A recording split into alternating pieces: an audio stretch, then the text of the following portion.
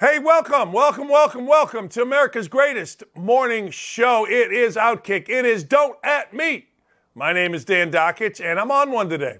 Yeah, I'm a little bit on one today. I'm not going to lie. I'm wearing a great shirt, Elon University. I always do that. Men's basketball wins the other day.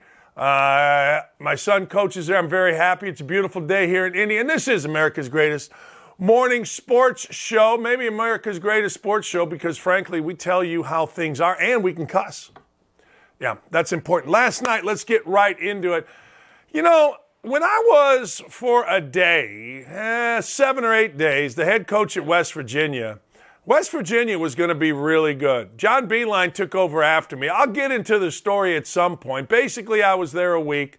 They had a president named David Hardesty who smacked his desk, told my wife and I that he was going to, and I quote here, destroy us if we went any farther with the information that we had that West Virginia under Gail Catlett had been providing things to student athletes that weren't legal.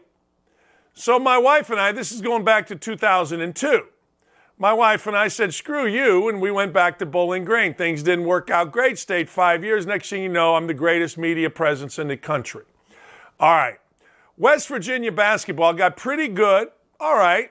Under Beilein, pretty good. Got to the Elite Eight, had a 20-point lead. John Beilein's a good coach. Then everybody that ever coached at West Virginia knew that Bob Huggins was coming in. Huggy Bear's been there, and they've been pretty good. They went to a Final Four. They've been pretty good. But it really hasn't been great. It's been good. It's been good. And for the last 19 years, West Virginia fans have been on my ass. I mean, they miss me dearly. And I was only there a week. I provided them with entertainment.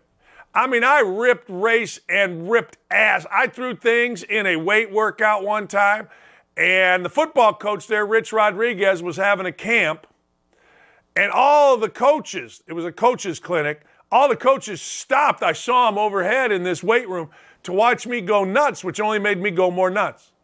But anyway, West Virginia's just been okay. They've been fine. I mean, everybody wants Huggins into the Hall of Fame, and I really like Bob Huggins, and I really want Bob Huggins in the Hall of Fame, but they've been okay.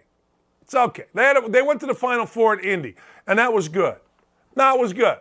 But they've been okay. So last night they get a chance. You know, you don't get a ton of chances in college basketball. Last night they had a chance. They had a chance, ladies and gentlemen, to make a splash on a national stage. They're playing Baylor. Now, Baylor was coming off of 2 losses. Baylor is one of the great stories in college basketball. They are one of those teams that, they rose from the dead. But this is West Virginia's chance. This is the great West Virginia, as they all tell me. I tell them because their athletic director and their president didn't act in a manner that was honorable. It cost them a couple national championships. I mean, let's be honest. I wasn't going to West Virginia to lose. I wasn't going to West Virginia to just be mediocre. But anyway, long story short, West Virginia lost last night, and really, the game was close. They got up in the second half a little bit, but at the end of the day, it wasn't really that close. So once again, West Virginia doesn't do what they would have done under me, which is win big games. That's right. That's right. I ain't here for it. Hey, when we were at West Virginia, why'd they hire me? I told them, look, I was on a staff that won a national championship. My only goal is to win a national championship. They've been okay. They won some games. They finished 5th in the SEC or whatever the hell league they're in, Big 12. I don't even know. Who knows? Who cares? Also last night, the Dukies. The Dukies, number 6 in the country, went to play the youngest 70-year-old in the world, Leonard Hamilton. Leonard Hamilton is timeless. Leonard Hamilton is ageless. Leonard Hamilton, true story, is one of the reasons that I'm into coaching, or I went into coaching. I'm not in coaching now. Here's why. I'm sitting on the crapper. My first road game as a player at Indiana. I mean, this goes back. This is 1981, 1,000 years ago. And we're at Rupp Arena. And I'm sitting on the crapper reading the program. Like, we didn't go out and shoot around in those days. We just went out when we were supposed to go out. So I'm sitting on a dumpster and I'm reading the program, and there's an article about the day in the life of Kentucky assistant Leonard Hamilton. He's wearing sweats. He's going to games, doing some coaching, recruiting. I'm like, man, this sounds like the life. So I went into the academic advisor, Buzz Kirpius at Indiana, and I said, yo, Buzz, I need to major in telecommunications, not business. 2 reasons. 1, I can't do math. 2, if you're going to coach, you're going to be on TV, so I better learn how to do that. So that's what I did. So Leonard Hamilton coaches at Florida State now. They won last night over Duke. Pretty good play. Johnny Butler ended up blocking Wendell Moore Jr.'s shot when they were down 1. And guess what? Florida State wins 79-78. Now, here's the thing about the Coach K Love Me tour, right? That's what we're on. Love me. Love me. I'm Coach K. I didn't see Coach K yelling at anybody on Florida State's team. Coach K was yelling at people on Georgia Tech's team. Why? Josh Pastner's the coach. He's not, exactly an intimidating guy. So Coach K always feels like he can yell at other teams' players as long as he knows there is no chance of a repercussion against him. It's kind of interesting. I was thinking about that. Last night after the loss. I'm wondering, what if Coach K will get all mad and go old man and yell at players after this one? He did it against a kid named DeVoe at Georgia Tech. I'm kind of all over the place. I told you about Northwestern yesterday. I told you we were going to find out if Northwestern was a real basketball team, if Northwestern could do what Northwestern did against Michigan State at home against Wisconsin. They couldn't. They ended up getting beat by 6. They were pretty much down all game, made a nice run at the end, got a bad call late like they did against Michigan State. But the truth of the matter is Northwestern was who they thought they were. And now you go back and now you try to get a good win somewhere. Look, Northwestern's win over Michigan State wasn't the first time Northwestern won a big game. Northwestern's won a ton of big games, one game. Problem for Northwestern is coming back and doing it again and again and again and again. And frankly, that's a problem for a lot of teams. Coming back after success and winning again. There are some programs that a win propels you. There are other programs that a win deflates you. Sounds weird, I know, but that's why I'm here, to teach you things that others don't know. A win can deflate you because, frankly, you start thinking you're pretty good because of one win. And when you do that, you get your ass kicked. You just do. You get your ass kicked. And then it kind of snowballs. We'll see what happens with Northwestern. They won't go away. They'll be a tough out at home, I would assume. But there was no way they were winning that game last night. There just wasn't, unless they were a real team. And they're not quite yet. Maybe they will be. Panthers at the Flames in hockey. Here's why I put that game on there. I put that game on there because in my other job, from noon to 3, we have a bunch of guys at work there. Not a bunch of guys, a couple guys at work there. COVID's taking a bunch out. Used to be a party there. Saleswomen, salesmen, guys. It was fun. You're going, now there's only a couple of us left. But one of them, his name is Brendan King, and he's always hitting me on the Panthers. He's a big Florida Panther fan. And the Panthers have been rolling. So I thought I'll bet him. I don't know a player on the Flames. They won 5-1. And I don't know a player on the Panthers. And I don't care. Because, frankly, I just put them on there because I wanted to pay attention to them last night. And I cannot wait to go into my studio and tell Brendan King, what are you doing? Don't tell me about these Panthers. Panthers no good. No good, Panthers. No good. Nothing there. Nothing to see here. Move along, people. Move along.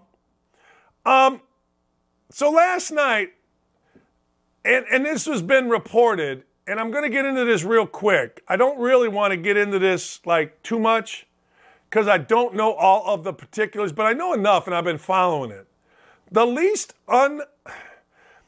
followed sport, or least followed story in sport, is this story about Michigan's team doctor, a guy named Dr. Anderson. I mean, have you seen this story? What are we doing?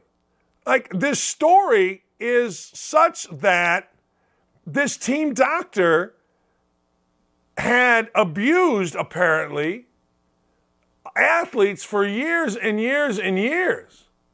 Now, I don't know, I do know the particulars. One of them is doing the colon test, the finger in the, for guys and gals. I don't know whether that was right to do or not as a doctor. I have no idea. None. Zero zip. But what I do know is that the University of Michigan, listen to this, paid out $490 million to people who say they were sexually assaulted by Robert Anderson, a former team doctor. This isn't even a blip on anybody's radar. And it was for a minute when some of the athletes said, well, you know what? Bo Schembechler said, screw it. He was the football coach at the time and a legendary grouch. The football coach said, screw it. Hey, just what are you talking about? Be a man. Look, I don't know, but I do know this, man. I know that this doctor was there 37 years. He died in 2008. Michigan, it was now I knew this was coming. I remember talking to Tom Izzo about this. Here's the thing about these kind of things. Like, I don't know how they end up getting reported. Did you know that Larry Nassar deal, it was going on at Michigan State, and the Larry Nassar case, the Olympic doctor, the Michigan State doctor, got broke by the Indy Star.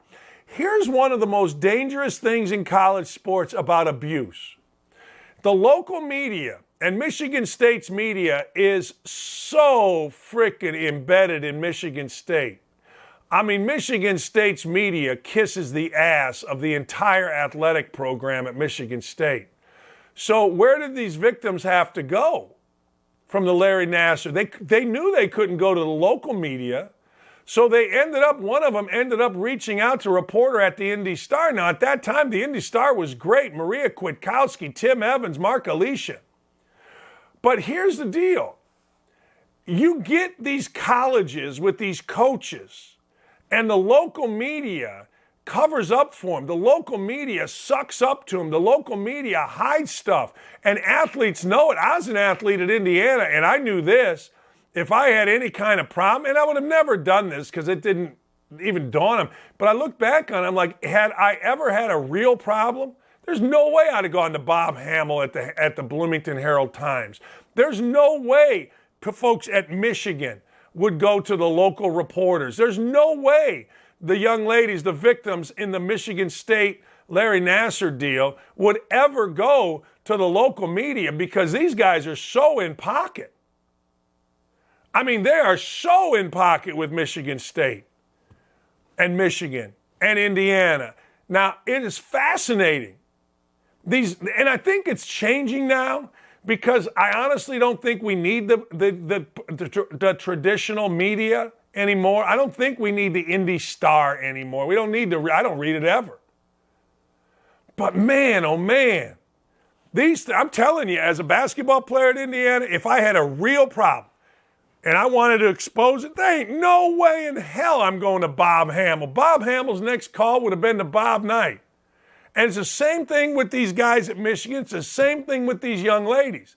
The media is complicit in all of this because how far up the ass of these local athletic programs they are. I got a little off topic here.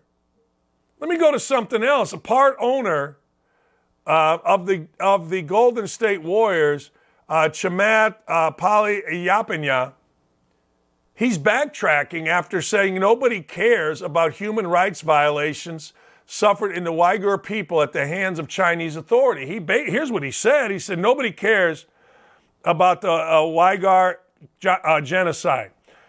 You bring it up because you really care. This is in a podcast he was doing. And I think it's nice that you care. The rest of us don't care.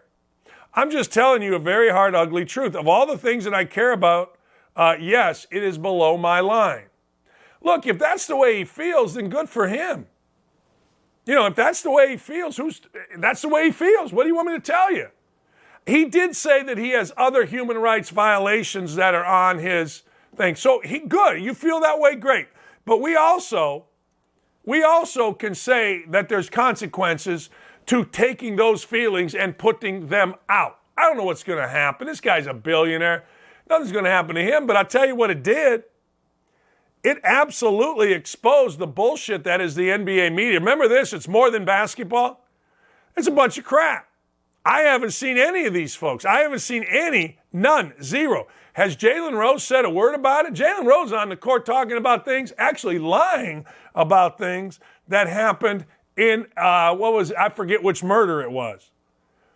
Have we heard anything from Malika Andrews? Have we heard anything from anybody? Anybody in the NBA? Where's Woj? Woj, baby, where are you? They're full of shit.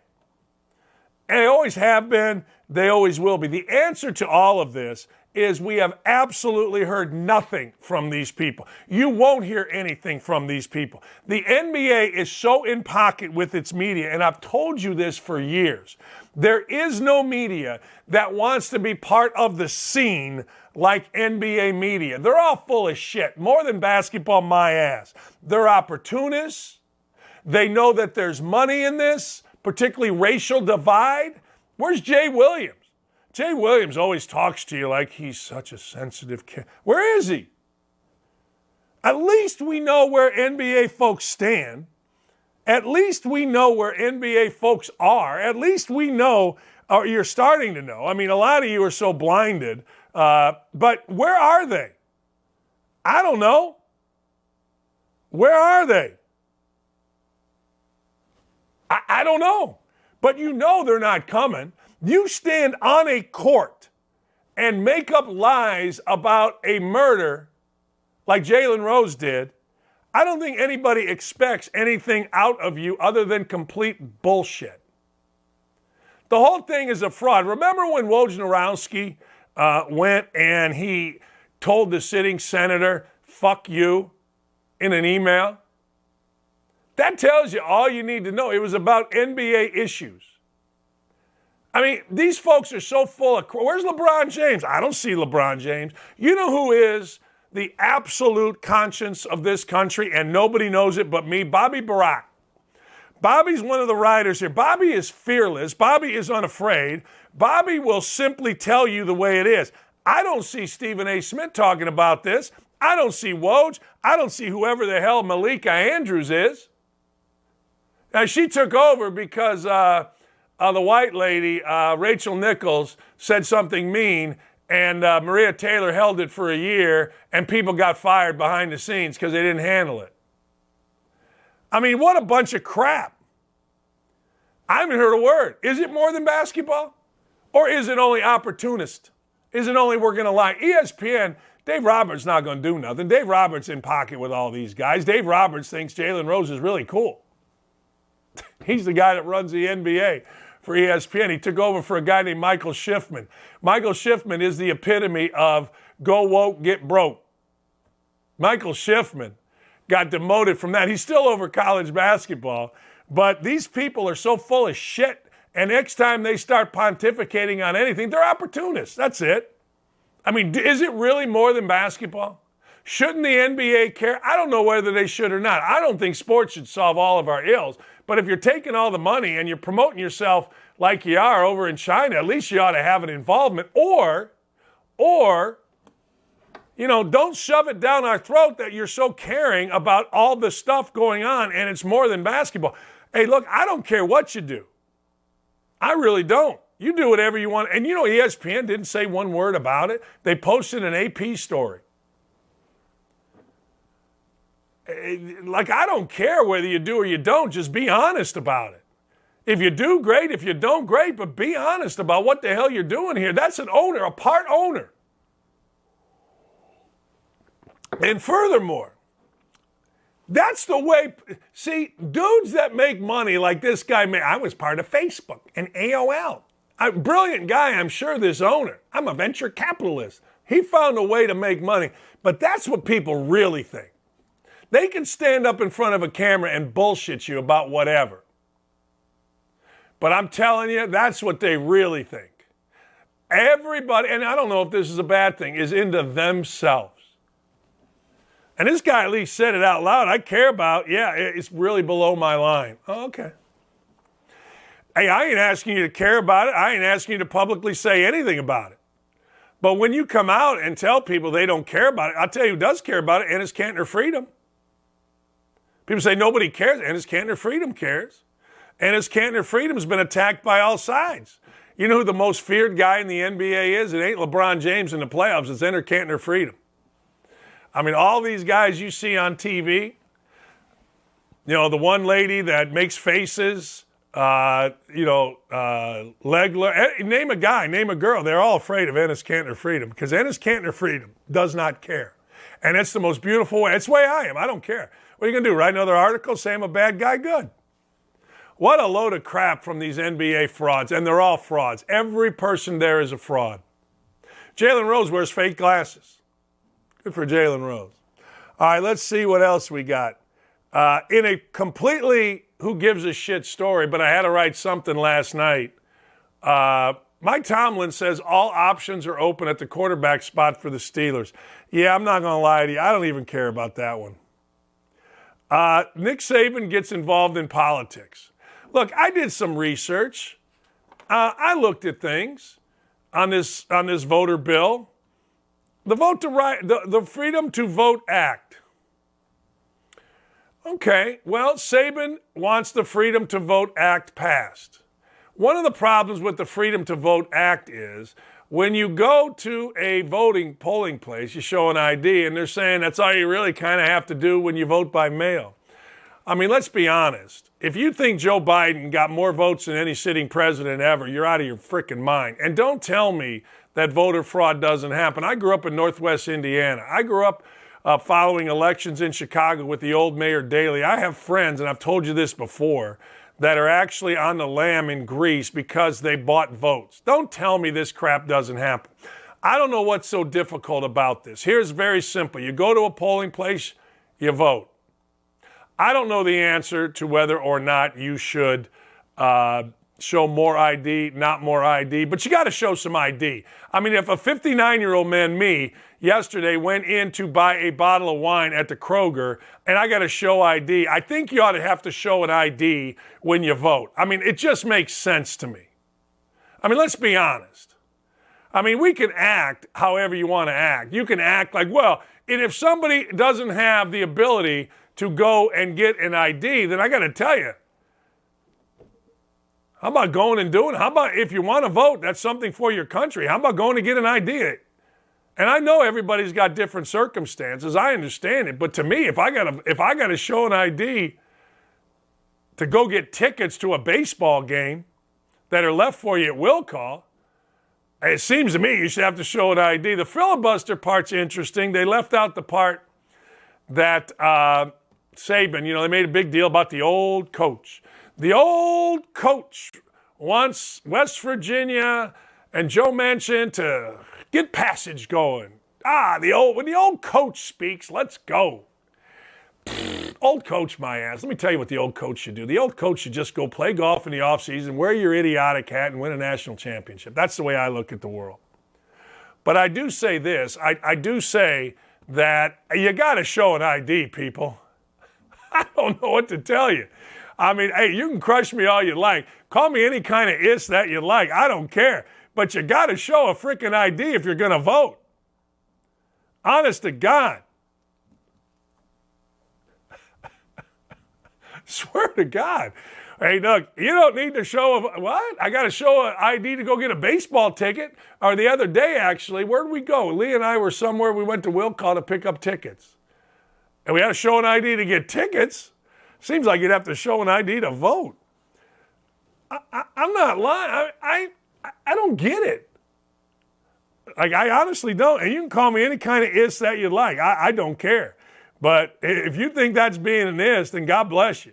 But son of a bitch, show an ID. All right.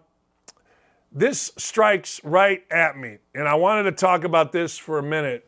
And people probably aren't paying attention to this. Rest in peace, bullpen catcher of the Rays, Gene Ramirez. Now, look, when I look at the world, I know for a fact, I don't know what killed Gene Ramirez. I don't. I don't know what's in his back. I have no idea. But I do know this: if something drives you to suicide, it is either really bad and you feel bad in your past, or depression is so bad for whatever the reason. Now, I've had real depression. I've had real depression, and it is terrible. Nobody can talk to you about it. Nobody can just say, "Hey, let's go, get your ass going." Nobody can tell you, "Hey, get your ass off the pillow." I had it when I was coaching. Told you this before. My father always said, look, you're going to die if you ever lose as a coach. He didn't want me to go into coaching, and he was right. He knew how competitive I was. Well, over the course of time at Bowling Green, when we lost four of our best players my last 2 years, three of them, and then a fourth, and I was playing with football players, we weren't going to win, and I knew it, and it literally almost killed me. Depression is real. Not being able to get your head off the pillow is something that I fought. Not getting your head off the pillow doesn't mean you're weak. It means something has got a hold of you that is impossible to explain. And if you know somebody like that, and you know don't just tell them, you know what, get your head, let's go. You wish it was that easy. And you wish it was one of those deals where it was like, hey, this is something that you can just beat. There's a national hotline. It's called 800-273-8255. It's a national suicide hotline, national suicide prevention hotline. I'm telling you, if you have it and you know you have it, get to a doctor, get to the hotline. I'm telling you, I didn't understand it. All I knew is I couldn't get my head off a pillow. All I knew is I slept on a couch, not a bed, because I could roll over and hit the ground. And I was good through the course of the day. Nobody would ever know it. But when I hit that pillow, I couldn't get up. It stays with you every minute of every day. Now, you function, you do your stuff. Nobody really knows. But I'm telling you, if you have it and you know you have it, go to your doctor. I did not know this. I'm on Lexapro right now. I didn't know it. My doctor, a really good friend of mine, Dr. Larry Rink, one of the great doctors in this country. He's been the Olympic doctor. He's fantastic. You know, I was going through a divorce, whole life change. He's like, hey, let me help you here. There's something called Lexapro. You know, whatever you take, but it's really helped me. And don't mess around with this. Please. 800-273-8255. All right. Last thing, the Pfizer CEO says COVID is going to be over in the spring. Good. That's weird from a Pfizer CEO. I mean, I figured he would be telling us to get 87 different shots. You know, I hate to say this, but to me, COVID's over. I mean, I wear my mask where I'm told to. I went to Indiana game, I wear my mask. I go to work every day, I wear my mask. I do what I'm told, but to me, it's over. You know, every family member of mine had the Omicron, or whatever the hell you call it. How is this a disease that you don't go test for, you don't go to the doctor for, and you don't even know when it's gone? Anyway, the Pfizer CEO said that, and I thought that was interesting. When we come back, I've got athletes that retired too soon. Why did we talk about this? Well, a guy named Tate Martell, who I think I talked about yesterday on my Indy show. He was the number one quarterback in the country, went to Ohio State, Miami, ended up at UNLV. He announced his retirement yesterday. I think I'm going to announce my retirement from basketball. I got about 5 or 6 guys that have retired way too early. Way too early. All right, it is Don't At Me, the greatest show in the history of the mornings. Hey, where you at, Jalen? Where you at, Woj? I don't hear you. Is it more than basketball? Huh. Odd. We'll be back.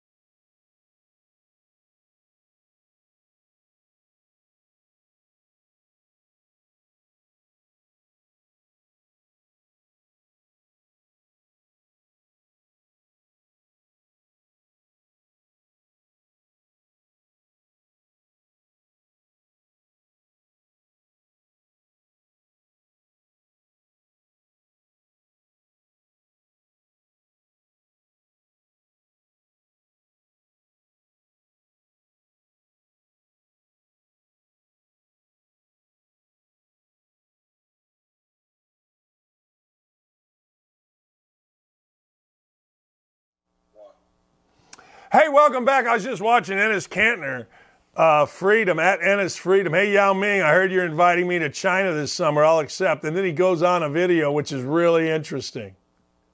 Really, really interesting. This whole thing with remember when Mark Jones, the announcer, said that he's afraid of police are going to shoot him when he works for ESPN? Honest to God, I'm for you. I guarantee you there are very few white people that have fought harder for African Americans than I, whether it is in the workplace, but I got to tell you, just be honest. Ain't nobody working at ESPN that gets a police escort afraid of frickin' police. It's such bullshit. You don't have to bullshit. The issues we have in this country are real. They're real. And we need to help as best we can, whoever it is. We need to help our fellow man. That's all the Bible really tells you. A lot of stories in it. I've been reading the hell out of it. Help your fellow man. But and don't be afraid of your fellow man. But just be honest about stuff. It's such crap. ESPN and these guys in basketball, it just drives me nuts. They're so full of shit. It's just incredible. All right, athletes that retired too soon. Now look, I live in Indy. And Andrew Luck is the poster child for this. Like Andrew Luck walked out on his team in 2019, like 2 days, 1 week, I guess it was, before the start of the season, and all the people went nuts. I simply said, hey, look, you quit on your team. What's that lady's? Sarah Spain. Toxic masculinity. I tweeted her back, toxic stupidity. Hell, Andrew Luck retired, I guess, way too early. But not too early for him, but for fans, it was way too early. For fans, we wanted to see more of Andrew Luck, particularly here in Indy. And let me tell you what Andrew Luck retirement cost the Colts. Now, you're going to say it cost the Colts in terms of wins and losses. Well, maybe it did. But the Colts have now spent, since Andrew Luck retired, they have spent $140 million on quarterbacks. They spent $30 million on Jacoby Brissett, $25 million on Phillip Rivers. That was for 1 year. And they spent another $68 million so far on Carson Wentz. Now, they've also spent $4 million on Hoyer, this guy, that. There's a bunch. But it's basically $140 million on a position that is, for the lack of a better word, in flux in Indianapolis. Andrew Luck retiring set the franchise back. Andrew Luck retiring made everybody in Indy a doctor. It did. Well, he was hurt. Well, he was tired of getting banged up, even though he played 16 games the previous year, started everyone and started the Pro Bowl, and didn't start acting like he was hurt until training camp when he wanted to go to Hawaii to rehab himself. And actually, Andrew Luck, really, don't tell anybody, got hurt on a ski mountain snowboarding when he was supposed to be in Europe during the season. Matter of fact, they had to airlift him off a mountain, but the media don't want you to know that because Andrew Luck and Oliver Luck, his daddy, are like kind of the pseudo Mannings, lower level Manning. But that's what really happened. But again, toxic masculinity. When you know what's actually going on, toxic my ass, toxic stupidity out of Sarah Spain. All right. But Andrew Luck retired too early. Barry Sanders is always the poster child, right? Barry Sanders is always the guy that everybody says, well, Barry Sanders was the greatest running back in the history of the world. Oh, okay. Barry Sanders was really good. But did you know Barry Sanders, and I kind of hesitated to put him on this list. Did you know that Barry Sanders actually played 10 years in the NFL? 10 years in the NFL is pretty tough. Particularly Barry Sanders played when guys weren't celebrated for running out of bounds. Like now you look, guys will hold each other up and that's it. Back in Barry Sanders' day, bam, they'd hit you in the head. CTE wasn't even discussed. You just got hit and hit hard. So I'm not sure Barry Sanders, I'm not certain Barry Sanders retired early. 10 years as a running back in the NFL, is that enough? I think it kind of sort of is. But whenever you talk about Barry Sanders, you always talk about him retiring early. Now, Barry Sanders hasn't exactly been a guy that you see a lot. I mean, you kind of do, you sort of do, but not really. I'll tell you another guy. People act like this guy retired way too early, all right? But Jim Brown, listen to this. He started playing in 1957. 57, 58, 59, 61, 2, 3, 4, 5. He played 9 years in the NFL. Again, he played in a different NFL. Guys weren't as athletic. Guys were big and strong and mean. You know what guys used to do back in Jim Brown's NFL? They used to flatten, you know tennis cans, now they're plastic. They used to be metal. And guys would flatten a tennis can, put it on their forearm, and then wrap it up or put a pad over it, or a little thin pad, and knock the shit out of you. That's what they used to do in Jim Brown's era. Now, Jim Brown played 9 years. Jim Brown, to some people, is considered the greatest running back in the history of football. I don't know whether he is. I don't know whether he isn't. I didn't see Jim Brown. I was born in 1962, and I do remember the day I was born, by the way. But anyway, I would have gotten to see him play 3 years. I don't think I remember Jim Brown. I've seen the videos. I know a lot of people at Syracuse, as I married a Syracuse gal. But I don't know whether he was the best. I don't know whether he wasn't. The numbers say he certainly wasn't the best. I mean, those numbers are good. They're nice. He averaged a ton of yards, 5.2. But it was a different NFL. A lot of people would have wanted to see Jim Brown stay a lot longer, but I got to tell you, he went right into the movies. And then he went a little nuts, right, throwing people off the balcony. Somehow he's the most revered guy despite all of his sex abuse against the opposite sex. But hey, I guess it's Jim Brown. We give him a pass. Please. Calvin Johnson.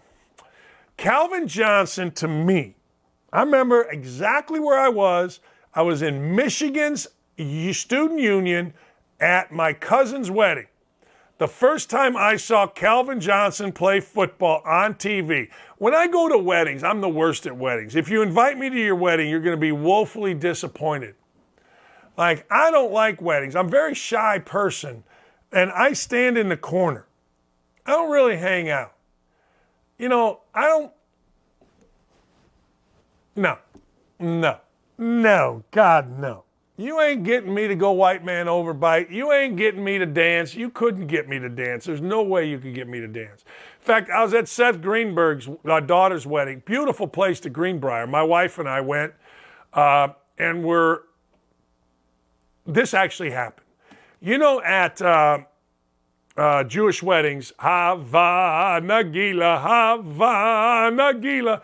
Well, and then they lift the bride up, and then they lift people up in chairs. I love that. My brother married a Jewish gal, and I loved it. Ever since then, whenever I go to a Jewish wedding, I love Hava Nagila. So Hava Nagila starts, and guess what I'm doing? I'm out there. I got women by the hand. We're going in the circle. Seth's up on a chair. Nagila, Hava Nagila, Hava. I love Hava Nagila. And I love the chicken dance. I'll give you those two. But I ain't getting out there swinging to celebrate good. No. First time I saw Calvin Johnson was at a wedding. I snuck out to watch Georgia Tech, I think, play Notre Dame. I can't really remember. But I was at Michigan. I think it was the day Appalachian State beat Michigan at Michigan. But I was at the student union. I'm like, ooh, wait a second. That guy's good. No, wait, that guy's really good. So I always liked Calvin Johnson. I just kind of thought he was cool. I thought he was big, strong, better than everybody else, looked different. So I always followed Calvin Johnson's career. I was sad when Megatron retired because I liked watching him. He's the original, right? He's the original catch or no catch guy against the Bears back in the day. Calvin Johnson retired early. The reason we're talking about people retiring early is because yesterday Tate Martell announced his, quote, retirement from football. Tate Martell played at Ohio State, Miami, UNLV. He was the number one quarterback in the country coming out, and he really struggled. Whatever the reason, I don't care. He did. So we're talking about early retirements. Hava Nagila, Hava. Megatron played 9 years. He retired in his prime. He lost his passion due to health concerns, and frankly, the Lions stunk. He's in the Pro Football Hall of Fame. He's in the College Football Hall of Fame. But he didn't play 9 years. It's not like these guys only played a few years. The all-time guy, and ask your grandfather about this because he's older than even me, but the all-time guy that retired too early, and I don't understand this either. He pitched for 12 years. He retired at 36, and everybody says Sandy Koufax retired too early. I'm sitting here going, wait a second. He pitched for the Brooklyn Dodgers, the Los Angeles Dodgers, every swing, and you know what? Well, Koufax retired too early. So I did a little research. He spent 12 years in Major League Baseball. He was 36 years old. Do you know what guys did back then in Major League Baseball? There's a great picture on Twitter in 70 Sports. I forget whatever the handle is. Louis Tiant, great pitcher, Cuban guy, came over. I love Louis Tiant because he turned his back to the frickin' mound when he pitched. He's in the hot tub or he's in the sauna smoking a stogie and only his head is above the water. So he's getting that. That's what you did in the 60s and 70s. You left the clubhouse hammered. You did. Hell, the University of Colorado basketball team was sponsored by Coors. The basketball team, after every game, there'd be a cooler of beer in there. For the college basketball team. Do you know how many mommies and daddies would be crying right now? My baby boy got beer. That ain't happening now. Tommy Miller came in as the coach, and he's like, well, first thing we got to do is get the beer out of the locker room. What are we doing? But anyway, that's the deal. Those guys retired too early, and Tate Martell. Tate Martell, you can look him up. I swear to God, he was the #1 quarterback in the country and never really played. It wasn't going to happen for him at Ohio State. I'm sorry, it wasn't, because you had Haskins there, you had J.T. Barrett, and you had Joe Burrow there. It was never going to happen. And I feel bad for Tate Martell, because Tate Martell was one of those guys, I believe, that actually believed his own stuff. But he retired. I think, ladies and gentlemen, I'm going to announce my retirement from basketball today. Lauren, I expect a ceremony. Yeah, I think so. I think I'm going to announce my retirement. I think that at 60 years old, I don't want to retire. I didn't want to retire too early, but I think I'm announcing my retirement from basketball. It's a sad day. It's a sad day, but it is January. I figure, what the hell. All right. I ain't mad about it. I ain't mad about it. I ain't mad that golf season is starting. Let me explain something to you about golf season. There is nothing better on a Sunday in the winter, or even in the spring if it's crappy out. There's nothing better to go to sleep to than golf. Golf on television is the greatest. You can bet golf on television, and if you wait till the final round and you kind of see how it's going, you can live bet on television. I'm up $2,000 live betting on television last round of tournaments. What could be better than that? Golf isn't exactly, the most exciting. I only watch the first, second, and third rounds of a golf tournament when I either have a matchup, meaning I'm betting on Tiger Woods to beat Ian Poulter straight up in round one, or the only time I watch rounds 1, 2, or 3 is when the Masters is on or the U.S. Open is on. That's about it for me. But I'll tell you this, I'll watch the final round of any golf tournament anywhere in the country. I'll sit right over there in this chair that I have. I will have, if it's cold because it's by a window, an Afghan. And I mean to tell you, put the golf on, put the chair back, and my sorry ass is sleeping. I mean, I am out. O-U-T, out. And it's glorious. And then you wake up just in time, usually about 3 holes to go, and it's on, and you can live bet it based on the way guys walk, based on the way guys look. I don't bet a lot on it, but I'm up a couple $1,000. I like it, and I'm glad it is back. Oh, is it? You put a baseball game and a golf game or a golf tournament on? Your toes are tapping, baby. Your toes are tapping. It's you'll never get better rest. It's soothing. And here we are. Hello, friends. Oh. You know what else I ain't mad about? And maybe I'm weird. I would love to get your feedback on this. I swear to God, I would love to get your feedback on this. Where are we with your angst, mask versus no mask? Where are we? Like, where are you with mask versus no mask? You guys that are on the YouTube channel, I want to know, because I ain't mad about it either way. You want to wear a mask? God bless you. Good for you. You don't want to wear a mask? God bless you. Good for you. I legitimately don't care. And when I say I don't care, I cannot be more adamant about not caring. I don't think you're going to kill my grandpa if you don't have a mask. My grandparents are dead. I don't think you're going to kill my mom if you're not wearing a mask.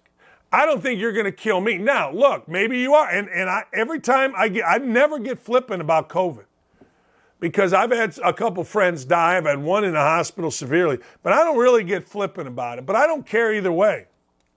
Brian Smith says masks are a joke. Tony Savas, who really, bitches about everything I do, says slow news day if we're asking mask versus no mask. Yeah, I get it, Tony. See, here's what happens on the YouTube chat. There's a writer for the USA Today named Dan Wolken. He's the biggest douchebag in sports. I mean, when you line up every douchebag, go to Dan Wolken's Twitter feed and just look at the profile picture. It looks like something out of To Catch a Predator. It looks like something out of like Tinder. I've never been on Tinder. Actually, I walked with a friend of mine in Brooklyn going to a game, and he was on Tinder, and he's showing me pictures. I'm like, yeah, swipe right. Yeah, swipe left. I don't even know what it is. But so Dan Wolken, kind of twice, this is a national writer for USA Today. He sneaks on our YouTube chat under a fake name.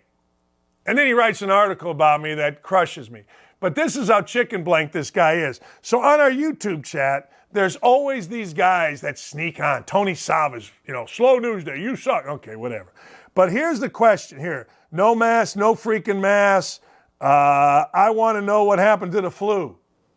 No mask. What's the point to walk to a table or a seat in a mask and then take it off? Honest to God, it's such incredibly, I don't know. Anderson Langford says, I don't care if you wear a mask or not. Eric Williams, Wilson, he sums it up. I'm tired of the hypocrisy around masks. And how many different types of masks do you have? Do they all work? I'm with you. James Scott, that's how I feel, Dan. If you want to wear one, wear one. But I don't feel any safer with one on. And I don't feel any safer because of other people wearing it. Tim Blasco, I care less about masks. It's like underwear. I prefer the hottest, but don't wear them. What? I'm not talking to him. Tim Elliott, keep everyone free, mask or no mask. Like, I don't care. I know, I saw a video of a guy in an airplane. Did you see this? Guy put on like 4 masks. The other airplane guy that I saw, he put a French fry in his mouth so he didn't have to wear a mask for an hour and a half. I don't give a shit whether you wear a mask. Look, if you see me in public, feel free not to wear a mask. See what happens? This is what happens when I talk about these things. The deep state jumps up. They're trying to shut us down. Don't let us. Don't let them. Do not let them shut us down. We got a great show going. Eventually, this show will be the best show in the country.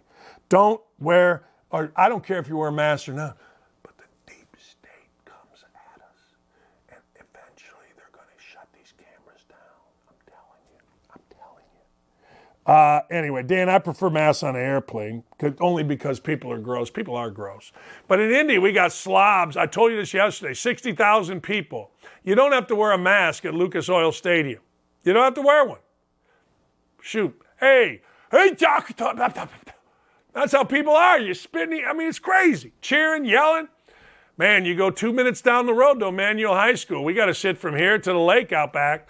And wear 5 masks because, it's all cover your ass crap. All right, I got a confession to make. Hey, those of you that are on the YouTube chat, those of you that are on Twitter, I got a confession.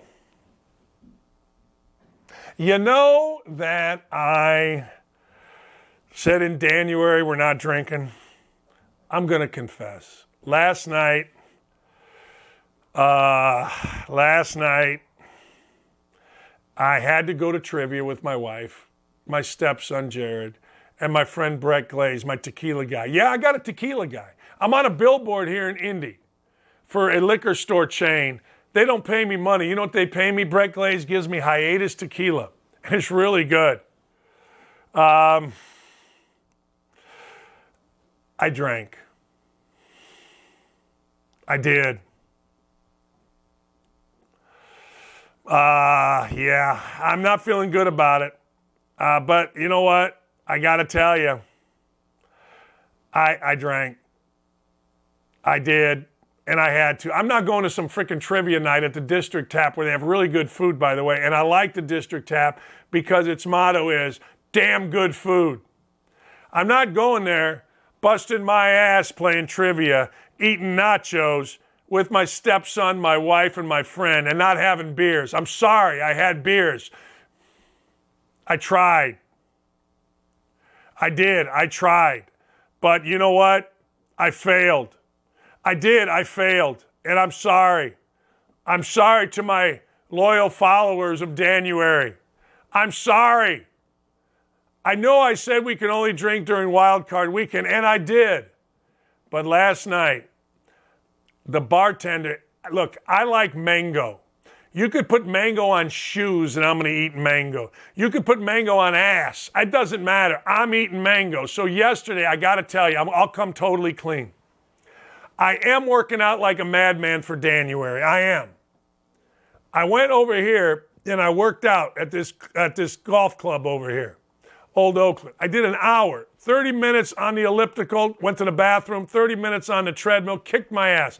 Listen to me now. One of the great pleasures in life, and try this, is to work out, sweat like a hog, put a towel around your neck, go to a bar, have a beer in your own filth. I don't like doing this. I love doing this. The only 2 things I miss about ESPN games is Benetti the night before having dinner, or Dave Fleming, or Bob Wischusen, or Dan Schulman, or whomever, and working out in the hotel the night before the game, going to the bar, putting a towel around my neck, and having a beer. I did it yesterday. I had a mango cart. You ever have a mango cart? Damn, is it good. Holy shit, it's good. Had a mango cart. Left there, ladies and gentlemen, I went and got a pedicure. Yeah, I did. I went and got a pedicure. And then I went with my wife, my guy Jared, and my friend Brett Glaze, and we played trivia. That's a hell of a night, but I had beers. I stand before you naked people. Please I'm asking for forgiveness. I would rather ask for forgiveness than ask for permission. I drank.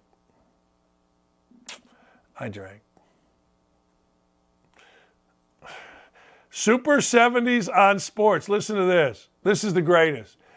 Teddy Roosevelt, here, can I show this on, look at this. You guys that are on our watching, look at this. Hold on. You can't really see it.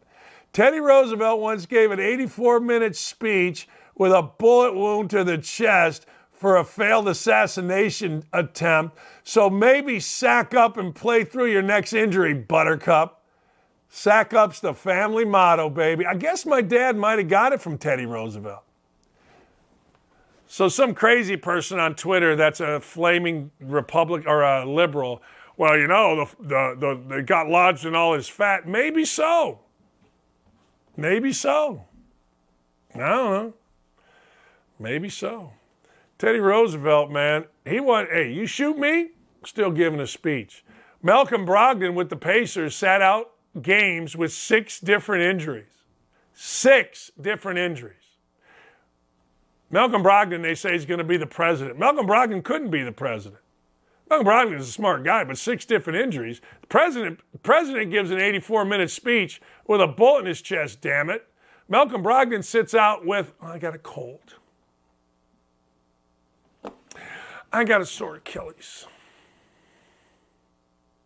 My ass hurts. My ass hurts every day, and I'm out here grinding. We'll be back.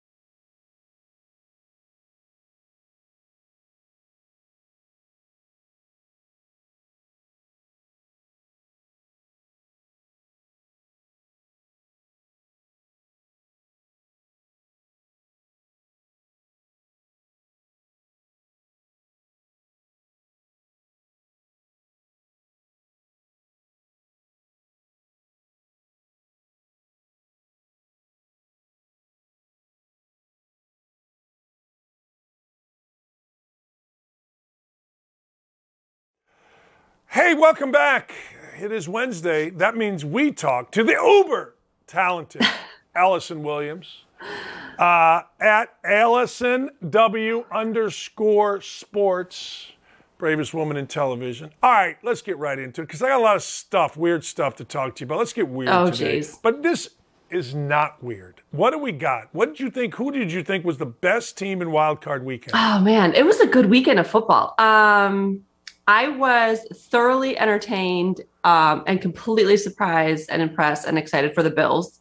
What they did offensively with a touchdown on all 7 possessions was just such a clinic. I was kind of enthralled. Like what are we watching right now? How is this even possible? So that was awesome. And then the other thing that I was super into this weekend, obviously, like the Cowboys game was a disaster and that dominated all the national headlines and for all the wrong reasons and all that stuff. But I'm in the positive story. So I was super excited for Matthew Stafford and the Rams as a longtime Lions fan and knowing what he went through at Detroit. And look, we got some of his best years. Okay. I mean, did they always translate on the field and all that? No.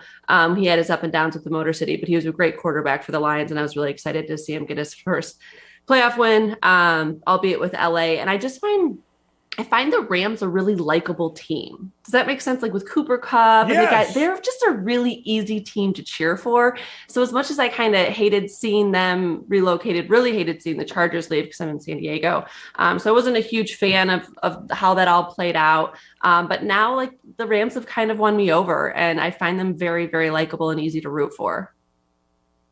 I agree with that. I'm not sure why. I like the way they're built, too. They went and got a legit quarterback. Used to be you had to grow your own. Now you just go get a bunch of free agents. And I think it's their head coach, too, right? Like his system. I agree. Yeah, what he does offensively with McVay. I find them really fun to watch and an enjoyable team to root for. So I'm kind of in on the Rams. You know what shocked me? You know what shocked me about the Rams?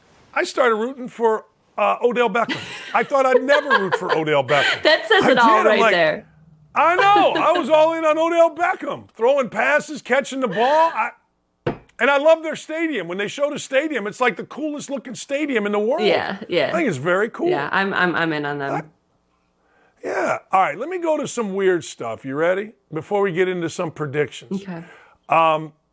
Should the NBA media, should people be upset about the Warriors' owners' comments on genocide in China? Should that matter to people? All right, so here's my thing on stuff like this, and I promise I'm not playing semantics with you. I don't think they should be worried about what he said. I think they should be worried about how he feels. Does that make sense? Because so many times we want to attack people for what they say, and then we force them into this artificial and contrived apology, and we make them backtrack, and we make them eat their words. That doesn't change their heart. That's how he thinks. That's how he feels. So instead of attacking him for saying it, why don't we educate him? Why don't we show him some pictures and examples of what's going on in China and the genocide that's taking place there, the sex trafficking that's taking place there? I mean, there's modern day slavery in our world right now. And maybe his comments come from a place of ignorance. Why don't we work to change and enlighten him instead of just attacking him for saying something? And I know that seems like kind of one and the same, but it's really not. And I think we have to do a better job instead of censoring, because that's what everybody does. So I don't care what you think. You are entitled to think and have your own opinion. And I fully support that, whether I agree with it or not. But what I want to do is I want to educate you while maybe your opinion is misinformed. And while maybe you should be a little more educated before you say such things. And I think that's what we need to be better about as a society, because a lot of times I saw this quote about like hate can't exist where there's knowledge. So if you really know someone, it's hard to hate someone because you can find something in some capacity you can relate to them on. So instead of attacking him for what he said, which I think is disturbing because of the issues at hand, I think we need to talk about what is going on so we can better educate not just him, but the entire country into the major issues that is taking place across the world.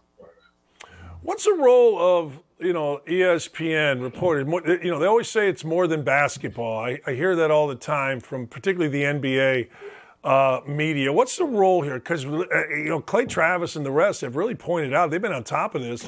Other than an AP story that made it to a website, there has been literally zero comment on this from anybody. And again, I don't care if you comment or not. It's up to you.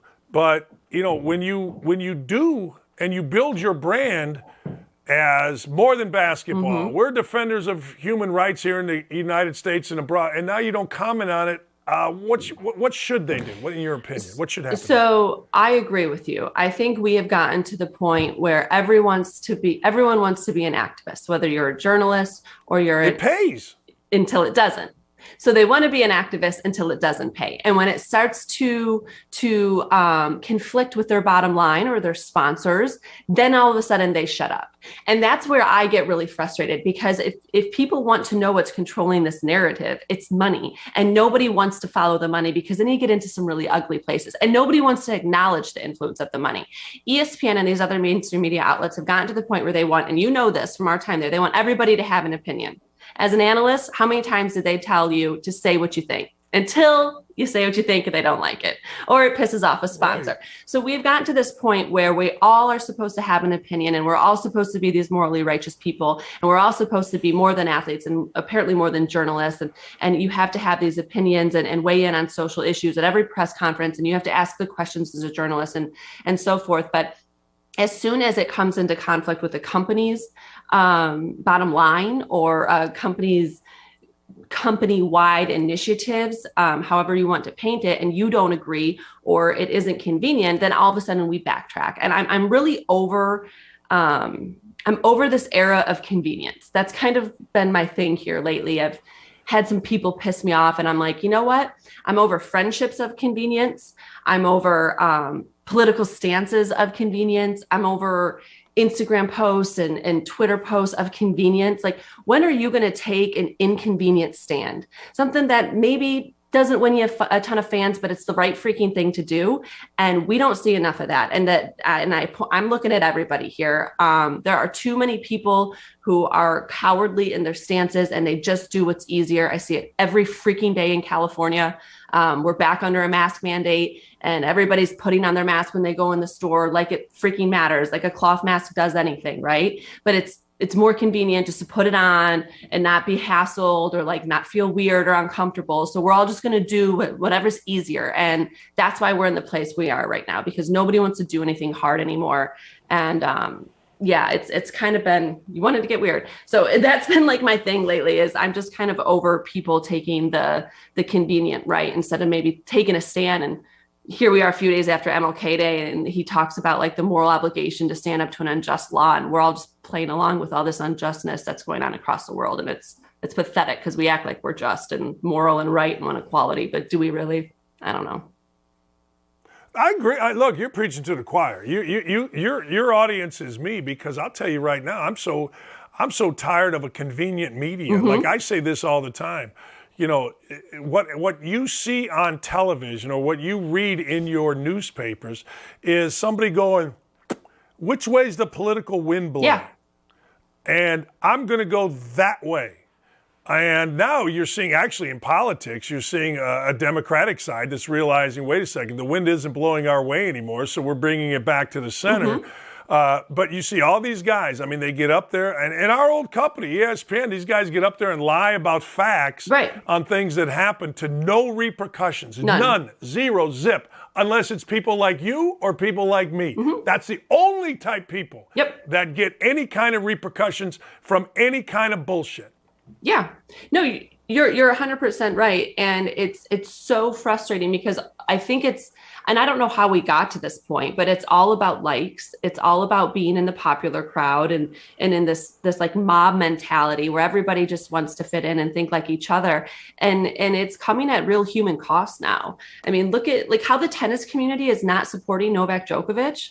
Like, are you kidding me? You think it's right and just that he's not allowed to play in the Australian Open, a healthy, able-bodied, law-abiding, except for Australia's laws now. But like, that's an unjust law. Like, there's no scientific justification now anymore for monitoring someone on vaccine status. Everything we say says otherwise. But nobody within the tennis community wants to stand up and say, like, no, if he can't play, I'm not playing. How? Oh, I agree. It's not a popular stance. No, it's not. And it's inconvenient. And so they don't take it. Have you noticed at all? Have you noticed at all what's going on in the Ivy League in swimming with the transgender boys, now girls beating the living hell out of everybody? Mm-hmm. Nobody said a word about no. this. Oh, Nobody's no. defending the women in this. No. Where's Me Too? I'm not saying Me Too is that. I'm just saying, where are women's groups saying, wait a second here? They're so afraid. Yeah.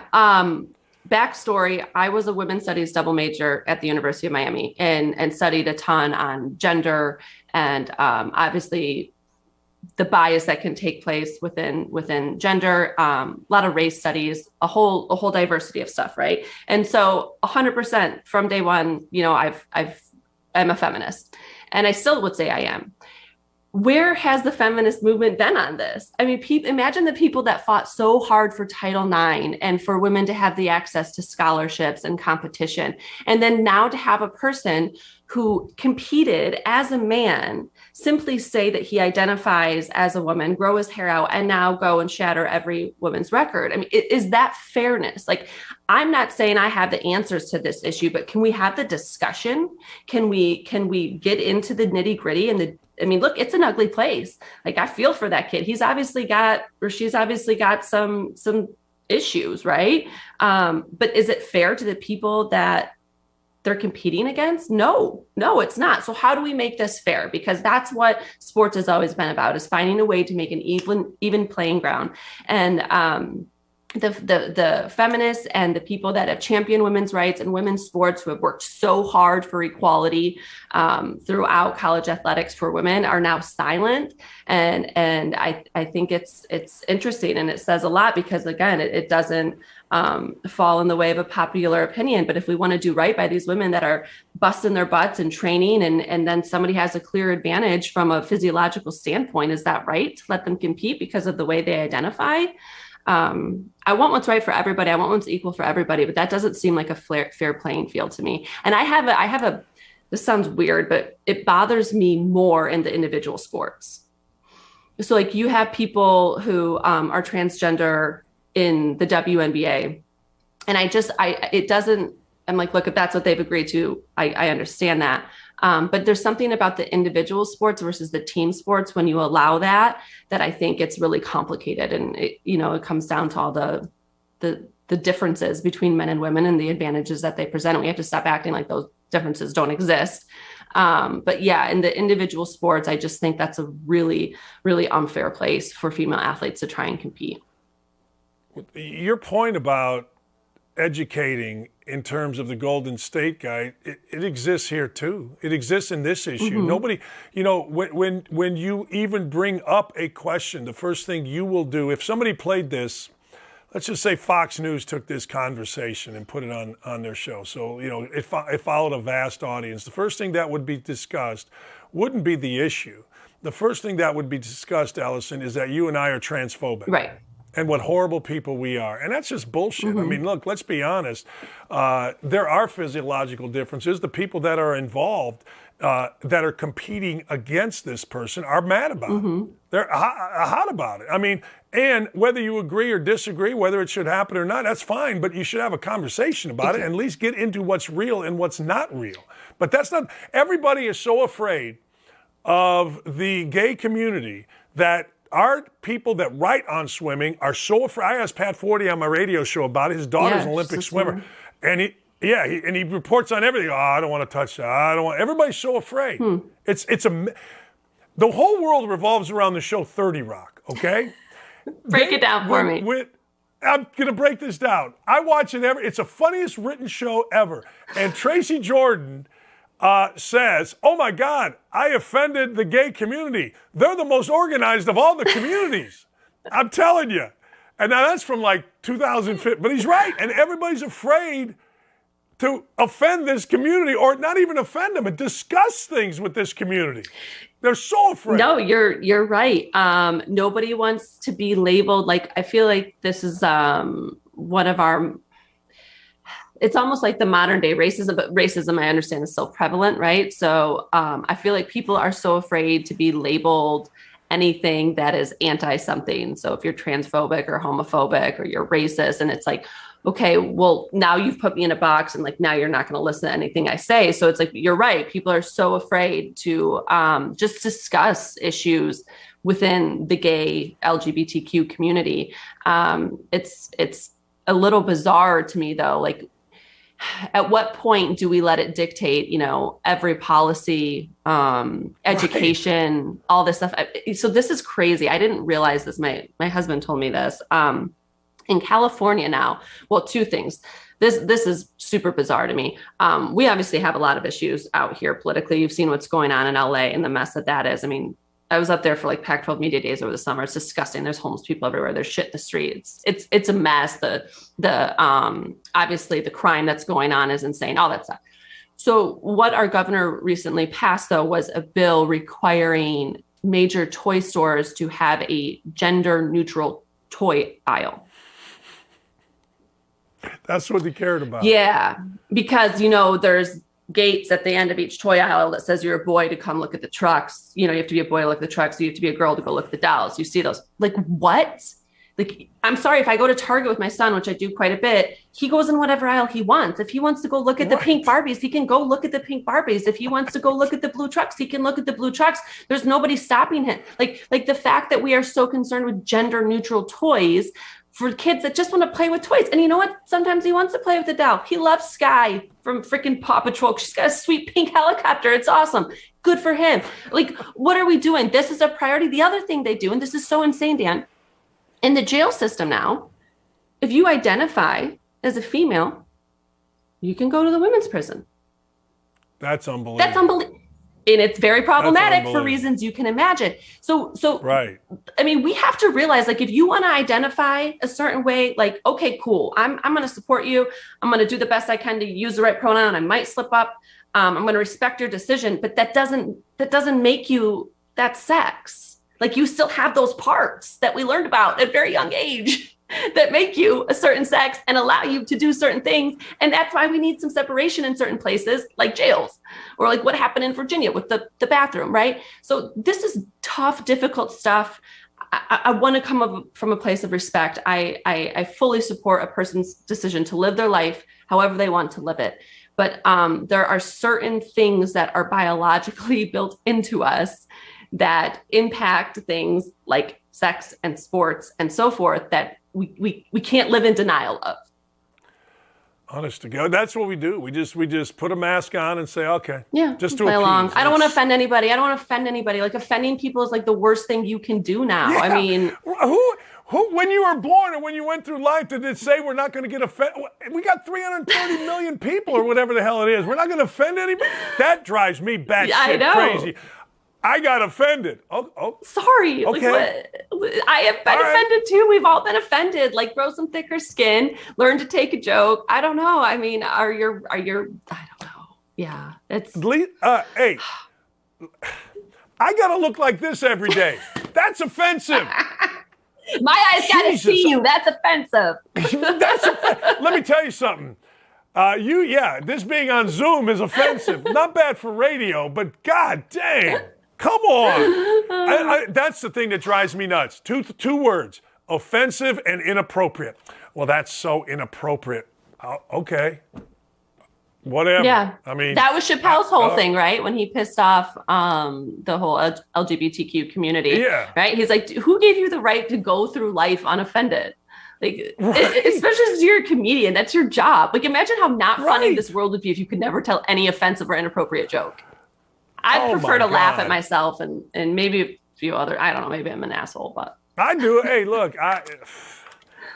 Let me go another question with you based on this, because this is the most fun I've had in a long time, because we're actually talking about something. If somebody makes a misstep, I say this, all right? Unless you truly don't believe, or excuse me, if you really believe in something and you say something and the mob gets mad at you, never apologize. Like, it doesn't help. I don't think it helps. No. You tell me, how do you handle a misstep? Well, I am not a PR crisis manager. I probably could have used one these last few months, but I live by an authenticity principle. So if I don't believe it, I'm not going to say it. And I think that goes back to my initial statement of don't worry about changing words, change hearts. So if you feel like you've said something wrong, let's engage in that conversation with the person that is saying you said something wrong. So what did I do incorrectly? This is why I think what I think. Why do you think I'm wrong? Let's have a conversation. Let's have a discussion. It reminds me of like the whole, when Drew Brees was speaking out and he wasn't completely in support of the players kneeling for the national anthem. And he talked about why and what the military has meant to him, what the flag means to him. And he got killed. He got killed and he had to apologize and he had to backtrack and he had to walk it back because, you can't criticize Colin Kaepernick or that movement. It's not allowed. It's like basically get put in social jail. Michelle Tafoya has dealt with it recently after her appearance on The View. Like, you are not allowed by this mob. Do you think that's why Michelle Tafoya is off NBC? I don't know. I'm super intrigued by that. I like hold my thumbs back I want to text Tariko so bad. Like, give me the dirt. Like, what's going on with Michelle? Because I love her and she is an icon and she's somebody I've always looked up to and have so much respect for. Yeah. And she's just pure class and such a professional. And I'm so sad that this season will be her last. And I don't know, but I think it's interesting timing. And I know how criticism of Colin and that stand in that movement, justified or not, is perceived. And I'm sure there's been a lot of backlash. So I could see too, like NBC just wanting to make a change, with the change in the booth, they're going to switch things up on the sideline too. So I don't have any inside information to that. We should text our buddy.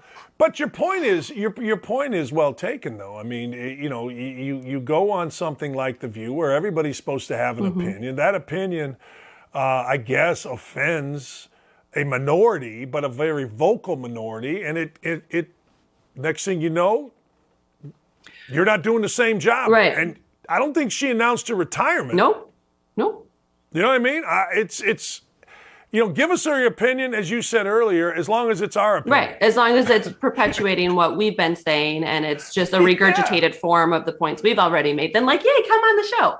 And I'm over that. And it's funny we're getting into all this because it's kind of what I'm getting into with the Daily Wire is like, and maybe I'm like not supposed to say this stuff. But that's what we want to dig into is like, what are we doing? Especially in sports where like, that's the one place where everything has been it's always been a unifying place. And now we've allowed this division to infiltrate sports. And I think we're headed to a really scary place when you're only allowed to think one way and say one thing. Otherwise you're pushed into this like far off margin. Right. And I'll say through my experience, well, a lot of people either stay quiet or agree publicly. Privately, they're more aligned with us than they want to admit, but they won't speak out, because of the backlash and the inconvenience. And it's a crazy world we live in right now. When we want to talk all the time about inclusivity and diversity and equality, but it's only of a certain mindset. It is absolutely of a certain mindset. And if you don't acquiesce, is there anybody, before I let you go, I've kept you way too long. Is there anybody you'd like to see uncanceled? I'm going to say this. I want to see Donald Trump back on Twitter because I thought it was entertaining as hell. That's one. Oh. Is there anybody you'd like, hey, uncancel that guy? Well, I think Robert Kennedy Jr. should be uncanceled. I mean, everything he said is like turned out to be true. I would say him, but I think for fun's sake, I think Chappelle, like the fact that they tried to cancel him is just insane. Like he's way too talented and fun. And I guess he didn't like a fit. They tried to cancel him. But I would say Chappelle, maybe. I don't know if I could deal with, I guess maybe I could deal with Trump on Twitter since he's like not president and it would just be pure comedy. It's comedy. It's comedy. It's like, you sit there and you go, wait a second, is he the president? When he was president and he would say, it was like, oh my God, seriously, now this is all that's going to be in the news. Like the tweets were just out of control. But yeah, now we could actually really enjoy them. I know. And that I had a friend of mine, when I said I was going to do this, he said, Dan, if you could he goes, I don't know what all happened. He said, but I really liked House of Cards with Kevin Spacey in it. You know what I mean? Yeah, that was such a good show, and then they got rid of him. He was, yeah. Yeah, they're Ooh, like, I forgot hey, about him. you know, can we work that out? Because it wasn't the same without Kevin Spacey. I'm like, yeah, okay. I didn't even watch. I'll work on that. Yeah, you Right. got major pull. Come on. I was up. I remember Katie Hartung. Yes, like Kaylee. You say Katie. Kaylee's my girl. Kaylee, jeez. I love Kaylee. So we're sitting there doing, I don't know what we were doing a slam dunk contest, and we're having beers after, and she's like, Dan, you got to watch this show. And I started watching it, and I think I was co-hosting Mike and Mike at like 7 in the morning, and I'm watching it till like 4 in the morning. It does that. I'm like, oh, shit. It's so good. Oh, it was so good. So that's when a friend of mine said, hey, Dan, I know, he did horrible things, but can we get him back on TV just because the show was so freaking good? That's a good one. I forgot about him. Yeah, I didn't even think about it until I got the text this morning from my boy. He told me, please don't say my name because I don't need people coming at me. You're supporting the Lester. Oh, yeah. Right, I mean, he is creep, but his show was good. Yeah. The show was good with him. All right, I was going to get into stuff, but we got to run. I appreciate your time. This is more fun. Thanks Highlight for the of conversation. It was terrific. Yep. You're the best. See you, You're the best. See you. You flatter me. All right, that is the lovely, the uber talented, uber smart. When she's on the Daily Mail, I'm telling you right now, my show, her show, it'll be the best shows on television, on whatever the hell this medium is, and you'll like it. She's awesome. All right, we come back. I got this week, man, we got some stuff here. I got this week in NFL stupidity, and I've got 3 or 4 fades for you. All that and more. When we come back, don't leave. Where are you going? Tell your friends.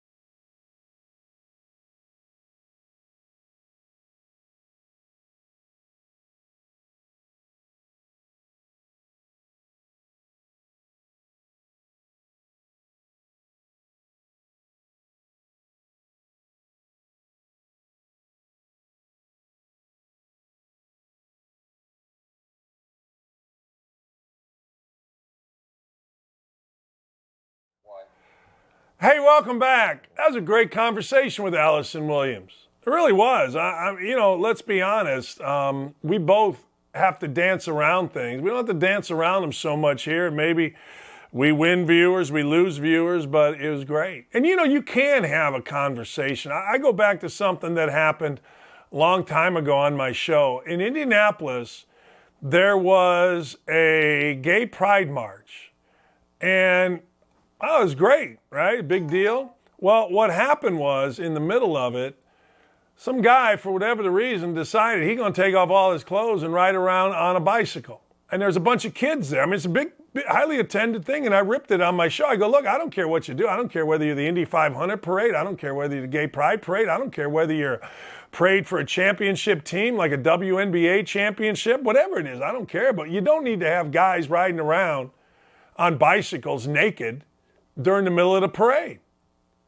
And so I get a call during my show, and I'm going to get the title wrong. I don't know what the title was exactly, but I'm going to say it's the head of the Indianapolis LGBT community.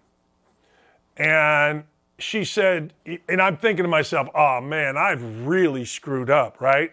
God, because as Tracy Jordan said, this is the most organized of communities. No, it was actually, I think it was a guy. Anyway, the caller said, Dan, you're absolutely right. And I thought, really? You go, you're absolutely right. No place for that in our parade. It'll never happen again. And I was stunned by that. But it also showed me, you know what, you can have a conversation about these things. It doesn't have to all be we have to attack. Like, the attack is for Twitter. Attack is for, that's what you do when you are on a message board, on a Reddit board, and you don't have to say your name, right? But when you're just a normal, everyday human being that has a difference of opinion, talking is a very good thing. Like I already got attacked today on Twitter. Dakich is a vile human being. I may be a lot of things. You may not like my sports opinions. You may not like me, the way I look, the way I dress. Maybe you don't even like the way I act as reported by the media. That's fine. But I'll tell you one thing I'm not, and that's a vile human being. I'll put me up against anybody. Anytime, anywhere, in terms of how they handle themselves with other human beings. I've made mistakes, no question. But the last perfect person got hung on a cross. So anyway, just to go a step further with the point with Allison just now. And if you missed our conversation with Allison, I want to tell you, it'll be back on. I think it's an important conversation. I think it's one you'll enjoy. Paige Greenberg, Seth Greenberg's daughter, was nice enough to send me a text at how she really enjoyed the show. She had to jump to a meeting, but it's great. More people, if you can get the word out, more people we can get watching, the longer I want to do this, because I think it's important that we just have people. Look, I don't give a shit what somebody does to me. I don't give a shit what Dan Wolken writes in a newspaper or what Dana Bembo is going to write in the Indianapolis Star. I could care less. I used to care until it just got so stupid and ridiculous, you go, what the hell? Now you can write anything you want. You can post anything you want on me, and it's a very freeing thing. I highly recommend it for everyone. I do. Honest to God, divorce helps you deal with things. A lost job makes you stronger. Idiots writing in newspapers, who cares? Honest to God, and I do call them idiots because that's exactly what those two people are. All right, I was going to make fun of this because it's easy to make fun of this, but I'm also going to talk about this. Malik McDowell of the Cleveland Browns, he's a defensive tackle. He was arrested in Deerfield Beach, Florida on Monday. He walked naked into a children's learning center and violently attacked a deputy. Now, Malik McDowell played at Michigan State, and Malik McDowell was a problem at Michigan State. I think he got kicked off. He was like a first 10 draft choice, but whatever. So McDowell video shows McDowell walking naked onto a learning center property while classes were in session. The details about the assault on a deputy weren't available, but the police say it was a violent attack that left the deputy dazed. McDowell is being charged with aggravated battery of an officer, resisting arrest, exposing his sex organs in public. He appeared in 15 games, 33 tackles, 3 sacks, all that kind of stuff. Well, McDowell was the second chance or got a second chance by the Browns. His first chance was he was taken in the second round in the 17 draft. He never played a snap. Before training camp, he got in an ATV accident. He was arrested twice after the accident, once for drunk driving, once for disorderly conduct. He was arrested again in 2019, resisting arrest, operating a vehicle under the influence, and assault. All right. It's easy to make fun, right? He was sentenced to 11 months in jail. It's not known if he served that time, but he was medically cleared to return to football in 2020 and worked out for the Dolphins before the Browns signed him. All right. The easiest thing to do is say, make fun of this guy, right? Say this is stupidity, which it is. But it's also a problem. And I got to tell you, I think I've evolved as a human being. I think Dan a few years ago would have simply made fun of this situation. But I think the Dan who's grown up a little bit looks at this and doesn't want to make fun of the situation. The Dan who's grown up wants to look at this and say, you know what? This dude has a problem. And I would bet anything you want, that this problem started a long time ago. And I'd also bet you anything you want that because this guy was a tremendous football talent, which he is, I'll bet you anything you want that this guy has had numerous, and I mean numerous, things that aren't great. I would bet anything that you want that this guy, in a number of times, has had things that have been let slid. Malik McDowell. Now, I'm sure coaches tried. I'm sure coaches tried to do things. I'm sure coaches, probably attempted. But I wonder how many people actually said, hey, dumbass. Hey, whatever. But it's also a mental thing, too, and I hope this guy gets help. I hope he gets, whether it's the meds, the treatment. Mental health treatment in our country is horse shit. Maybe I've told this story, I don't know, but I had a former player. Whose father committed suicide. He left my program on the 1-year anniversary of his father committing suicide. 2 or 3 years later, out of the blue, I get a call from his mother. Dan, you're the only one that'll be honest and help. I'm not going to say the kid's name, although it became very public. So I'm like, look, I'm on my way to a game. The game's Saturday. Be at my house on Sunday and I'll say his name, Chris. So Sunday comes, they're at my house. My wife and I sit down with Chris and his mom. Chris is in the back. He's got Oxycontin addiction. Now, this kid lost his dad. I had to tell him on a really rainy, stormy night that his dad had committed suicide. Anyway, so he has an Oxycontin addiction. The mom wants to know, can he live with you? Can you help him? So we move him into our house. We put him in an upstairs bedroom. I had a young son and a young daughter. I was a little worried about it, but we did it. It turned out really well. He was great with our kids. But what we learned was there is really no help for folks. I thought, man, we'll get him in a program and all will be good. It ain't like that. It ain't like that. It is like that for drugs if you're very rich and you can afford to go away and do all that stuff. It actually is that way for fat farms. You can go away to a fat farm. You can go to Duke's Fat Farm. It's a legendary place, but there really isn't that kind of thing for mental health. I mean, you can go to a mental health facility, but what we learned is, man, that's just kind of keeping you there. It's not really for help. So my ex-wife took him to different meetings, took him to Alcoholics Anonymous, took him to Narcotics Anonymous, or whatever it's called, NA, I think. And the kid ended up doing okay. He kept relapsing. It went back and forth. But from my experience, man, there's not much here for folks when you talk about mental health. There really isn't a whole lot here when you look at how do we help people. How do we help people? I don't know, man. I know this. One way we help people is being a little more empathetic to them. Like, I'll rip, race, and roar on this show. And I'll talk about, stupid stuff that athletes do. But damn. This one, I'm not so enthused about making fun of. This one, now, there's another guy named Lorente McCray. He was arrested over the weekend. He's a Jaguars player. This dude was speeding in his Dodge Ram. Listen to this. The driver didn't stop and was seen flipping off using a middle finger hand gesture out his window. Listen to this. There was a chase. This dude did over 100 miles an hour. He was going 100 in a 50. He swerved across multiple lanes. He finally stopped. He stopped at a 7-Eleven gas station. So they stopped him. They pulled him out. He gave a fist bump to an officer. He opened the officer's fuel door in an attempt to buy him gas. The officer said there was no need to do that. He grabbed the officer's wrist, squeezed the hell out of it. The guy, McCrae, was told to go back towards his vehicle. He then opened the back of his truck, pulled out a child-sized bike, placed it on his hood. He was hammered.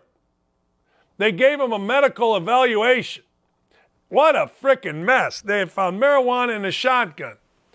This guy has a ton of problems too. But this guy decided to do all of this. Man, mental health is a real thing. But don't drink and drive. Don't drink and drive. All right, let's talk about some fades. I've got one weird one for you. So last night, I have a nephew. My nephew's name is Pete. I love Pete. Pete's the best. Pete was a high-end tennis player. He never quite made it to the world tour and all that stuff, but he was a high-end tennis player. Really good. Played against a lot of guys that you see on TV. Pete is one of those guys that, like every Dakich, is very enthusiastic. Very, very enthusiastic. Pete is, we live our life enthusiastic. I get a text from Pete yesterday. Here's the text. All right. Hang on, caller. I got to get to it. But I want to read this text to you, and I want to see, what you would do. Hey, Uncle Dan. Berrettini under 33.5 games tonight versus Kozlov. I love it. Max bet. Okay. Well, Berrettini and Kozlov didn't play 33.5 games. They played 34. I lost it by half a game, but I got to tell you, I love the bet. It was awesome. The match wasn't on TV, which made me disappointed. But I loved the frickin' bet. Games played in the Australian Open. Now, I have a friend that bet the old USFL. This ain't as bad as betting that. This ain't as bad as betting Russian table tennis 2 years ago when the pandemic first hit, which I did, by the way. This ain't as bad as following every race at Roy Rogers Park somewhere in the South when we had nothing else. And a friend of mine on YouTube and Twitter named Ryan Mueller, Ryan Cindy 2, won me about $1,000 betting right. But honest to God, betting on games in the Australian Open, spectacular. All right, so we're fading Dakich today. Iowa is going to go into Rutgers today. Now, Rutgers is one of the disappointing teams in college basketball. Rutgers, in fact, you would make the argument, other than a big win over Purdue, when Purdue was number one in the country, has been a major disappointment. They have one of those guys on Rutgers that knows everything about college basketball. His name is Geo Baker, and he's one of those guys that, what's the right word? He thinks college basketball, he's exploited. He's exploited at Rutgers. Yeah, okay. Like, nobody pays attention to Rutgers basketball. Rutgers basketball is probably losing money, but Geo's exploited. Okay, except he came back for like his 6th year. I'm telling you, I think Rutgers has been NIL'd. What does that mean? Well, that means that they're not playing nearly as well because of what I gather to be internal problems, because frankly, they were a great story last year, made the NCAA tournament when they haven't made it in a while. So, Iowa comes in. Iowa's pretty good. Offensively, Iowa's really good. Keegan Murray is second, I think, now in the country in scoring. His brother Chris just had 28 and 14 in a win against Indiana. They got another one of these guys that hates college basketball that is being exploited, Jordan Bohannon. Jordan Bohannon got sucker punched. He didn't get sucker punched. He was doing one of these things. He was filming people in a bar, right? Arguing with them like this and filming them. And some dude just knocked him on his ass. And I got to tell you, filming somebody while you're arguing in a bar, you deserve to get knocked on your ass. I've had 4 different actually, people at Iowa try to do that to me. One day I was leaving Iowa. I was in my car in traffic. A guy runs up to me. Hey, Dakich, do you want do something sexually, I'm not going to say what it was, to one of Ohio State's players. And I put my hands on my steering wheel and I just looked ahead. I've had 4 different people at Iowa. Apparently that's an Iowa thing, right? Apparently that's an Iowa thing. We argue with you and we hold our phone up because we're going to videotape you. Boom! Jordan Bohannon got knocked out. Iowa tried to say it was a vicious assault. Hey, he got in a bar fight. He was a jackass, and he got knocked out. So he plays for Iowa. He hates college basketball. He's very happy with college basketball now because he got to do a signing at the county fair. Yay, rah. Go fight, win. So these two clowns play each other. I'm going to take Rutgers at home. I'm going to take Rutgers at home because this afternoon I will get a text from the Todd father. Do you know who the Todd father is? Lauren, do you know who the Todd father is? The Todd father is Todd Frazier. Todd Frazier, couple-time All-Star, great player in Major League Baseball. Won the Home Run Derby one year. Todd father and I talk about college hoops via text every afternoon. Hey, who do you like tonight? He's a Rutgers guy. He's in the Rutgers Hall of Fame. So he'll tell me how tough Rutgers is, and I'm going to buy it tonight. I'm going to take Rutgers at home, getting the 3.5. What the hell? Then I'm going to take Xavier. Xavier is coached by Travis Steele. I've told you before, I hired Travis Steele to be my assistant when I was elevated as head coach at Indiana University.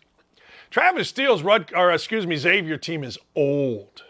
They got a guy on it named Jack Nunge. Jack Nunge transferred from Iowa. He's from a small town in southern Indiana outside of Evansville called Newburgh, Indiana. Jack Nunge is the prototypical 4-man in college basketball. He's 6'10", he can shoot the hell out of it, rebounds it pretty good, and he's old. DePaul is coached by a guy named Tony Satterfield. Tony Satterfield, I think, is going to do a really good job at DePaul. They're very improved from where they've been. DePaul is one of my favorite basketball programs because when I grew up, they were great. Mark Aguirre, Skip Dillard, Teddy Grubbs, Cummings. They had a great team. Clyde Bradshaw, Joe Ponsetto. I love DePaul. In fact, when I left West Virginia after 8 days, the DePaul AD called me. I should have gone. I didn't. I stayed at Bowling Green. Xavier's too good for DePaul. DePaul will play this down the stretch. The Windhurst Center doesn't really, it's kind of away from campus in Chicago. There'll be some DePaul fans there, but there'll be a lot of Xavier fans there. Xavier travels pretty well. Not really a home court. I'm going to take the Xavier minus 5.5. I hate taking road underdogs, but I'm going to take this one. Lastly on Fade Dakich, I'm giving you one. I'm giving you what I bet last night. Are you ready? Rublev. Don't know his first name. Barakis. Don't know his first name. Don't know where they're from. Don't know whether they're left-handed. Don't know whether they're right-handed. Don't know whether they're serving volley guys. Don't know whether they're clay. I don't know, but I know this. One of them is favored huge over the other. And I got a text today from a different tennis guy that says, hey, Dan, if you want to bet on games, the game to bet today, number of games to bet today is Rublev versus Berkanis. Now, I don't know. I have no idea. But I know the match starts at 7 o'clock tonight, which means if you lose it, it'll probably be over around 9. Rublev is minus 1,800. In today's tennis at the Australian Open, Rublev is the biggest favorite. Okay? So, the max games they gave you to bet was 32.5. I'm telling you, it's kind of fun to do. I'm telling you. I don't know why. Even if you can't watch it, just go to I don't know, wherever you're going to look up this tennis match. Wait a while. Yesterday, the one I lost, the first set went 6-1. I'm like, this is great. It's 3 sets out of 5. So if it goes 5, you're screwed. If it goes 4, you're probably screwed. You need a sweep. And look, it's the biggest favorite of the day. 6-4, 6-4, 6-4. We win. That's what I'm betting today. It's a fun bet. It is. It's a very fun bet. I really like the two bets today. Yesterday, I think I went 2-2 maybe. I think Kansas let me down. IUPUI couldn't get a bucket. I mean, that thing went to 120 and it stayed there. It ended up, the line we were betting was 128. We told you the best bet of the day was Wisconsin, -2 on the road at Northwestern, and that hit. And then, of course, T. Frazier got us the West Virginia bet. He liked Baylor to romp. They ended up winning by about 9, I think, and the line was 5. We're going to win you some money if you pay attention here. All right, last thing before I go. I'm not happy about this. There's a man named John Harmon. If you're an Indiana fan, John Harmon is a guy you see at every basketball game. He's the most important person in Assembly Hall. He gets the entire Assembly Hall ready. John Harmon had a massive heart attack last night. I just got a text from Indiana's SID, my good friend J.D. Campbell, and I don't like it. John Harmon is one of the best guys you'll ever meet in your life. And so my prayers go out to John Harmon. John, I don't like when these things happen. I don't like when guys that I know and really respect aren't around. I don't like it. I don't like it one bit. I hate it, matter of fact. And if you've been to an Indiana game, if I send a picture out of John Harmon, you'll go, oh, yeah, I saw that guy. He's always around the scorer's table. Anytime anything needs fixed, that's the guy. That's the guy that always comes out there and does it. A couple years ago when I was doing an NIT game, this is how bad a guy I am. I'm a vile guy according to people, but I always thought that kids should be allowed to play basketball on the court. It's a great thrill for kids in Indiana to even walk into Assembly Hall. I always thought it'd be a greater thrill to have kids get on the court. So I would bring a couple of kids out and when I was announcing and the teams went back in and I'd let them shoot. I'd rebound for them. And then it got to be a crazy line. And Indiana's administration got mad about it. But John Harmon looks at me and goes, hey, I think it's great. He goes, these kids are having a great time. I'll leave you a couple basketballs. And he did. So in front of like 17,000 people, the time between at the 10-minute mark when the players went back in the locker room, the clock's running down, I would bring kids on the court, and John Harmon always made sure that I had a basketball or basketballs for these kids. There's pictures of it on the internet, lines of kids, and I'm rebounding. Sometimes I wear a clown's head. I don't know. It was just fun. But, man, did it piss the Indiana administration off. That's a good thing. Last thing, Donnie and Jesse are leaving. I do not like this.